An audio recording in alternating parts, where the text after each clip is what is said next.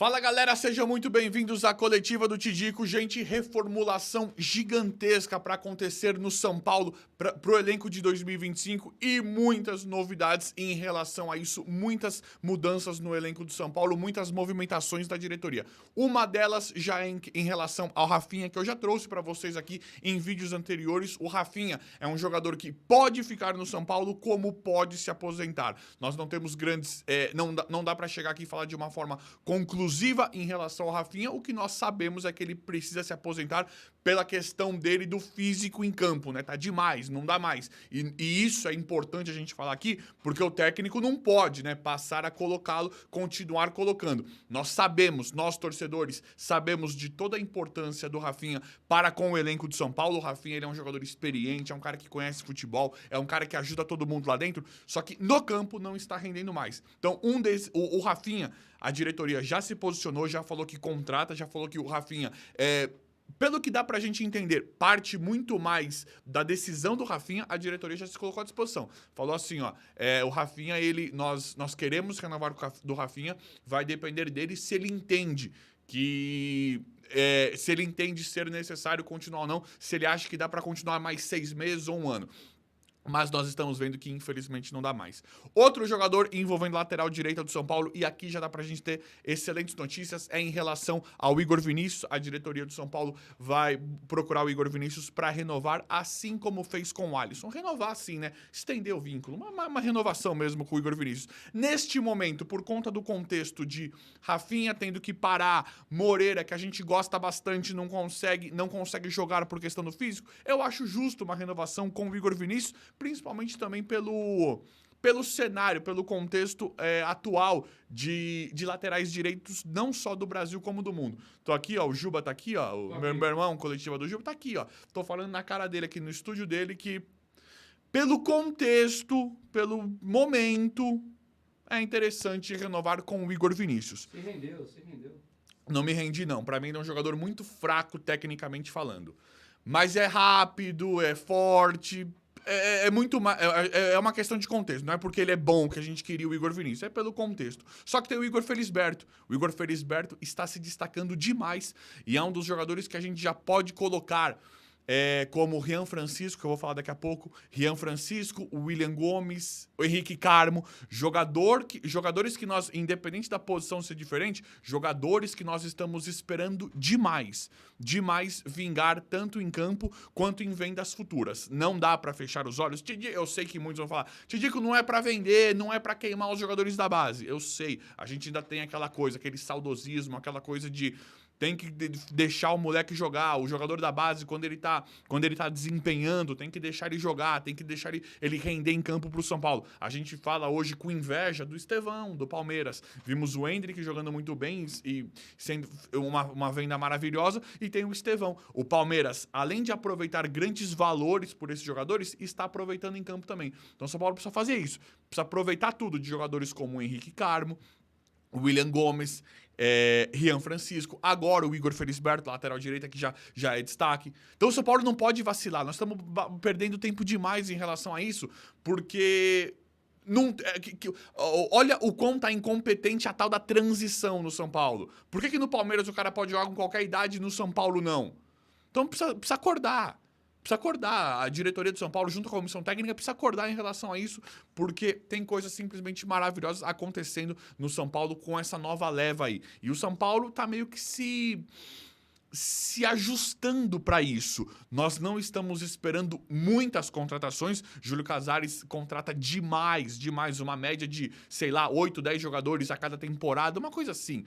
Ele contrata, a gente sabe que essa gestão contrata muito, só que o São Paulo pretende dispensar alguns jogadores e trazer jogadores pontuais e subir os jogadores da base, uma vez que o Zubeldia já está falando que vai colocar os meninos da base. Uma boa notícia também, que eu já trouxe para vocês, vale falar de novo aqui, que é muito merecida, né? É a renovação, né? É uma bonificação, uma parabenização pelo Alisson, pela continuidade do Alisson. Mais do que merecido, já falei aqui para vocês, vale falar de novo, porque a gente faz esse giro de notícias aqui, né? Muitos não viram. São Paulo estendeu o vínculo com o Alisson. Já tinha seu vínculo estendido até 2026. São Paulo estende de novo até 2027, sem pressão. Uma coisa muito saudável, muito bacana, porque o Alisson hoje ele é um dos jogadores preferidos da maior parte da torcida do elenco de São Paulo. Um cara que se encaixou demais de segundo volante ali, de meio campista pelo São Paulo e teve seu vínculo estendido aí de uma forma muito bacana. Galera, Pedrinho Vilhena, isso aqui não dá pra entender, né? Pedrinho Vilhena vai voltar pro São Paulo, mas o que nós temos de momento é que o Pedrinho Vilhena, jogador da base do São Paulo, que fora emprestado para o Sport, está voltando, mas nós entendemos que o São Paulo vai negociar o jogador, não quer colocar. Não é que não quer colocar, não vai aproveitar, né? Da forma como nós esperávamos. Estranho, né? Por que jogadores como Lisiero volta e joga e como o Pedrinho Vilhena não? Nós nunca vamos entender a régua, né? E o Pedrinho Vilhena pode nem ser tão bom assim. Por que não tem as oportunidades que outros têm, né? A gente vê o Nestor sendo um cara topzera no São Paulo em questão de moral e às vezes nem, né? O Nestor que teve uma história bem polêmica com o São Paulo, a gente gosta do Nestor, tem carinho pelo Nestor, mas o Nestor, tecnicamente falando, gente, não pode vestir a camisa do São Paulo, não pode jogar no São Paulo. Então por que o cara igual o Pedrinho Vilhena não tem nem chance? E muitos outros que a gente vê. Por exemplo, pra que compra Michel Araújo? Você tem o Pedrinho Vilhena de graça. Na verdade, nós sabemos, né? E aí fica toda aquela questão. Pedrinho Vilhena, se eu não me engano, fez 1 ou 2 jogos pelo São Paulo. Um jogo ele entrou e foi pela ponta esquerda. Pedrinho Vilhena, ele parece um pouco em campo. Não tô falando o jeitão. Ele lembra um pouquinho o Rodriguinho. Posições um pouco diferentes. O Pedrinho Vilhena entrou de ponta esquerda. Entrou jogando muito bem o Pedrinho Vilhena. Teve pouquíssimos minutos e o São Paulo emprestou, nunca mais quis usar. Então, é um jogador que daria sim para fazer coisas diferentes. Eu não entendo, eu simplesmente não entendo o São Paulo em relação a algumas movimentações. Acho que se fizesse um marketing muito mais inteligente, poderia faturar dinheiro em jogadores que não ia usar. Por exemplo, a gente vê um caso igual ao do Pedrinho Vilhena. São Paulo, mesmo sem querer, mesmo que o técnico que tá lá não goste, esse técnico que tá lá no São Paulo, o Zubeldia, a gente sabe que é difícil de agradar, nem o William Gomes agrada ele direito, nem o Eric, né? Ele gosta mais do Luciano, do Rato, do Rafinha. Então é difícil de agradar, mas o São Paulo precisava se programar melhor para colocar um pouquinho mais os jogadores da base para vender. Você não precisa... nós estamos esperando vendas milionárias em volta do William Gomes, do Felisberto, o Rian Francisco, o Henrique Carmo. Esses são os tops, né? O que a gente entende ser os mais tops, os que estão na fila para serem as grandes vendas, os próximos grandes negócios de São Paulo. Mas também tinha que usar Negruti, o Boer, o Pedrinho Vilhena, o Pedrinho, o Rodriguinho. Esses jogadores para faturar pelo menos o mínimo e a gente vê que não está acontecendo e aí a diretoria precisa se planejar demais para fazer esse ajuste, uma vez que está ajustando os contratos da base do São Paulo. Gente, Rian Francisco, aqui é o nosso, né, aqui é uma coisa assim maravilhosa. Nós estamos esperando demais um atacante da base em que há muito não sai da base do São Paulo, né? Estamos esperando o atacante e tudo indica que esse é o Rian Francisco. A cada jogo, a cada momento, ele se valoriza mais. O São Paulo precisa fazer uma grande negociação em volta do Rian Francisco e já pode começar a usar. As impressões em volta desse garoto são as melhores possíveis. A nossa expectativa aumenta cada vez mais e não é bobeira. Não é porque nós somos a torcida é iludida, a torcida é animada demais. Não. Dá pra ver que ele tem muito recurso, a qualidade do Rian Francisco é diferenciado, é um jogador técnico, veloz, decisivo, habilidoso, é um jogador impressionante que nós precisamos voltar a nos acostumar com jogadores desse nível na base do São Paulo Futebol Clube. E aí, o Rian Francisco agora, nós precisamos que o técnico Zubeldia, da mesma forma como ele falou, que todos os jogadores são importantes e que ele vai começar a usar mais não só a base, como os jogadores contratados, nós precisamos de muito mais protagonismo envolvendo o Rian Francisco no São Paulo. Nós esperamos, e o Rian é um dos jogadores que esperamos a grande venda, assim como o William Gomes e o Henrique Carmo. Henrique Carmo, que também naquele giro de reformulação, de renovação, de planejamento para 2025, o Henrique Carmo é um dos jogadores que o Bayern de Munique está interessado. E aí, quando o Bayern se interessa, é diferente. A gente sempre vê Europa, né? Bastante clube holandês, esses da segunda divisão da Inglaterra, um outro da Itália, Argentina. interessados em garotos da base do São Paulo. Isso acontece todo dia, a todo momento. Até por jogadores que já estão... Até por jogadores que nem são da base, como Alan Franco, Galopo, Bobadilha. Só que o Henrique Carmo não é brincadeira, porque é o Bayern de Munique. Quando um time desse nível, desse patamar, vem pra cima, é porque aí o jogador tem um algo a mais. Então nós temos um lastro, nós temos uma barganha, uma chance muito grande de, além de extrair positivamente desses garotos da base, da qualidade desses garotos, fazer vendas importantíssimas para os cofres do São Paulo, que é para isso que o clube culturalmente se planeja. São Paulo sempre viveu muito da base. A partir disso, nós estamos esperando um grande retorno, seja em campo quanto financeiramente falando, em volta do Rian Francisco.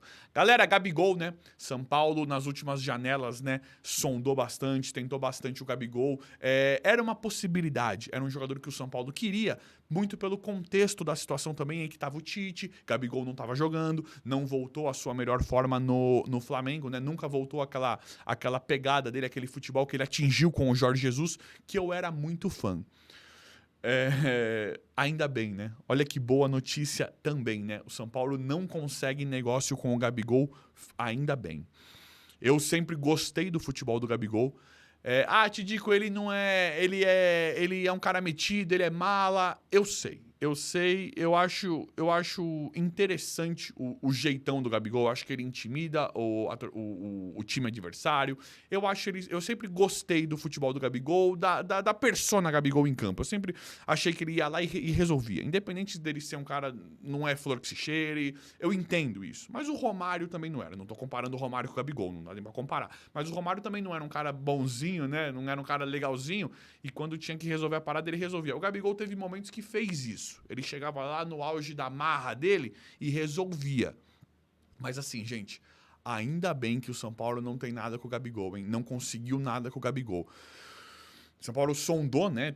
Sempre mostrou interesse. Se desse para trazer, a gente entenderia que o São Paulo traria naquele momento, principalmente na janela de transferência do final do ano passado para o começo desse ano aqui. Só que assim, pega esse jogo do Gabigol contra o Corinthians, gente, tá assustador. Tá assustador. Ainda bem que não veio. E aí dá pra gente comemorar também em relação a isso, porque eu acho que ele não joga mais que o André Silva hoje. Eu sei que tem muitos que não gostam do André Silva, mas o Gabigol, acho que hoje ele é melhor que o André Silva. Que o Calera eu não vou nem falar, né? Então nós estamos muito bem servidos em relação a atacantes e caso o André Silva não faça uma boa temporada 2025, vamos torcer para todo mundo ir muito bem, né? Caso ele não faça, nós temos um jogador hoje que tem muito mais condição, nós temos muito mais esperanças de ir bem, né? A probabilidade, a possibilidade é muito maior de ir bem do que o Gabigol, que já está na base, que é o Rian Francisco.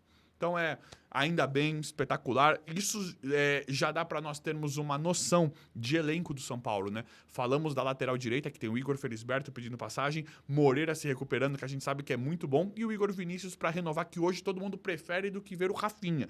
Isso eu tô falando das posições mais carentes do São Paulo. A outra é o lateral esquerdo, que agora muito provavelmente vai jogar o Jamal Lewis, que é uma palhaçada, né, gente? Desculpa, o vídeo é um vídeo positivo, mas é uma palhaçada o Jamal Lewis não jogar, né? O cara foi contratado e o Wellington jogar no lugar do Jamal Lewis é uma coisa assim que não dá pra aceitar, né? Isso é uma das outras grandes críticas que nós temos em relação ao trabalho do Luiz Ubeldia, que deixa ele também muito contestado lá com a diretoria, lá dentro de São Paulo. É falta de coerência, falta de lógica, né? Digamos que seja contratado um zagueiro, tô dando um exemplo, tá? Pra jogar no lugar do Alan Franco. Como foi o Sabino? Tá todo mundo gostando do Sabino, mas ele não jogar no lugar do Alan Franco é aceitável, porque o Alan Franco tá jogando muito. Todo mundo fala, pô, Sabino tá jogando demais, mas o Alan Franco é melhor ainda. Isso é uma percepção que nós temos, é uma coisa boa. Agora, o Jamal Lewis não jogar porque é o Wellington, isso ninguém aceita, ninguém é burro, ninguém é idiota, né? Não entrar um jogador contratado porque o outro tá jogando muito, igual, chegou o Santilongo, aí digamos que está Pablo Maia e Alisson, chegou o Santilongo, todo mundo, pô, o Santilongo parece ser legal, mas não tem chance porque Pablo Maia e Alisson jogam muito. Beleza, nós iríamos aceitar. Agora, chegar um cara do Jamal Lewis e outra, o Jamal Lewis pode nem ser nada disso, só que a gente precisa ver. O Wellington a gente já conhece, a gente já viu que esse cara ele não rende nada. E outra, não vai ficar no São Paulo para 2025. Então, além dele não jogar nada, só dele não jogar nada, o Jamal teria que chegar e já jogar? Ele não vai fazer parte do São Paulo. Então, a diretoria e o técnico, a comissão técnica, pede tempo, pede prazo de trabalho e tempo. Como é que eles... Por que eles já não estão se planejando? Não usa já o brasileiro? Já não começa a se planejar para 2025 com o time que vai ficar, com os jogadores que possivelmente vão ficar? Porque o Wellington já sabe que não vai ficar. Além dele não jogar nada, já sabem que ele não vai ficar. Mas é isso. Agora, o Jamal Lewis muito provavelmente vai jogar o próximo jogo. A gente entende que vai jogar. E outra coisa também que não dá pra aceitar é o Michel Araújo, né? Só vai jogar aí também, muito provavelmente seria o Michel Araújo. Mas parece que tá lesionado aí, né? Não chega a nota oficial de São Paulo, né? Falando da condição física do Michel Araújo. A gente sabe que tá machucado, mas também não sabe quando volta. Então, o Jamal Lewis vai jogar e é uma coisa que todo mundo quer ver nesse momento, né? Pra gente ter certeza, porque o Wellington e o Michel Araújo nós, infelizmente, já conhecemos. Vamos torcer pro Jamal entrar, fazer uma boa partida e finalmente finalizar, né? São Paulo, a gente sabe que tem um bom elenco, só precisa ajustar ali. Lateral direita, sem o Rafinha. Lateral esquerda, meio atacante, tirar aquele Luciano do time, colocar um meio atacante. E a gente sabe que temos muitas chances, muitas condições de classificar para Libertadores e ter um 2025 melhor que 2024. Mas é isso aí, galera. O vídeo de hoje foi esse, espero que vocês tenham gostado. Se inscrevam no canal, ativem as notificações e vão deixando like. Obrigado e até a próxima.